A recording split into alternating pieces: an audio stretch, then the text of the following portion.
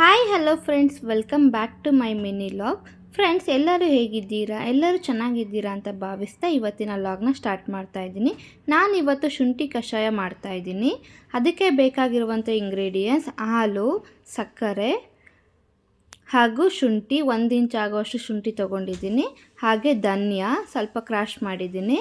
ಹಾಗೆ ಒಂದು 10 ರಿಂದ 12 ಕಾಳಾಗೋಷ್ಟು ಮೆಣಸಿನ ಕಾಳು, ಹಾಗೆ 1 ಚಿಟಿಕೆ ಅರಿಶಿನ.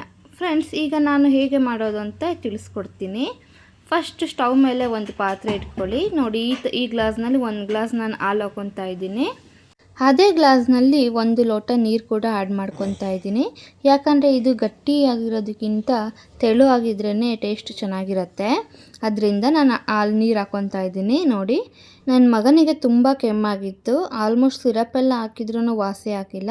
ಅದರಿಂದ ನಾನು ಇವತ್ತು ಈ ರೆಸಿಪಿನ ಮಾಡ್ತಾಯಿದ್ದೀನಿ. ಈಗ ಸ್ಟವ್ ಆನ್ ಮಾಡ್ಕೊತಾ ಇದ್ದೀನಿ. ನೋಡಿ ಫ್ರೆಂಡ್ಸ್, ಇದು ಮಕ್ಕಳಿಂದ ಹಿಡಿದು ದೊಡ್ಡವರ ತನಕ ತುಂಬ ಹೆಲ್ತ್ ಬೆನಿಫಿಟ್ಸ್ ಇರುವಂತಹ ಕಷಾಯ ಆಗಿರುತ್ತೆ. ಈಗ ಇದು ನಮ್ಮ ಮಲೆನಾಡು, ಶಿವಮೊಗ್ಗ, ಭದ್ರಾವತಿ ಸೈಡ್ ಅಂತೂ ಚಳಿಗಾಲ, ಮಳೆಗಾಲ ಸ್ಟಾರ್ಟ್ ಆಯಿತು ಅಂದರೆ ಬೆಳಗ್ಗೆ ಕಾಫಿ ಬದಲು ನಾವು ಶುಂಠಿ ಕಷಾಯನೇ ಮಾಡ್ಕೊಂಡು ಕುಡಿತಾ ಇದ್ದಿದ್ದು. ಹಾಗೆ ಸಂಪ್ರದಾಯ ಮುಂದುವರಿತಾ ಇದೆ. ನಾವು ನಮ್ಮ ಮಕ್ಕಳಿಗೆ ಮಾಡಿಕೊಡ್ತಾ ಇದ್ದೀನಿ. ಈಗ ಈ ಥರ ಒಂದು ಸ್ಮಾಲ್ ಚೇಂಜಸ್ ಮಾಡೋದ್ರಿಂದ ಹೆಲ್ತ್ ಕೂಡ ಚೆನ್ನಾಗಿರುತ್ತೆ. ಪದೇ ಪದೇ ಹಾಸ್ಪಿಟಲ್ಗೆ ಹೋಗೋದು ಕೂಡ ತಪ್ಪತ್ತೆ. ನೋಡಿ, ಈಗ ಹಾಲು ಕುದೀತಾ ಇದೆ. ಈಗ ತಗೊಂಡಿರುವ ಶುಂಠಿ, ಧನಿಯಾ, ಮೆಣಸು ಎಲ್ಲ ಹಾಕಿ ಅದಕ್ಕೆ 1 ಚಿಟಿಕೆ ಆಗುವಷ್ಟು ಅರಿಶಿನ ಕೂಡ ಹಾಕ್ತಾ ಇದ್ದೀನಿ.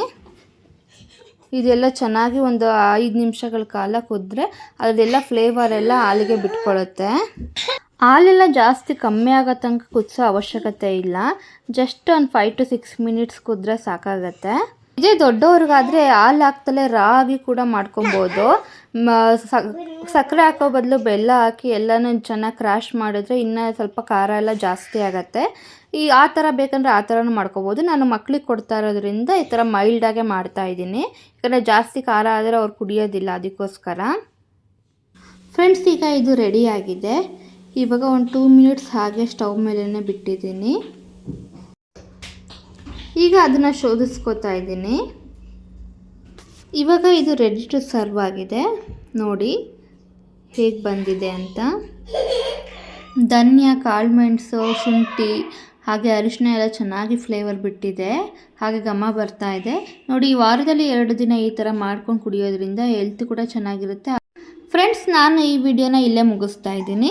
ಪ್ಲೀಸ್ ನನ್ನ ಚಾನಲ್ನ like, share, subscribe to Ramya Ravikumar. ಮುಂದಿನ ವಿಡಿಯೋದೊಂದಿಗೆ ನಿಮಗೆ ಸಿಗ್ತೀನಿ. ಎಲ್ಲರಿಗೂ ಧನ್ಯವಾದಗಳು.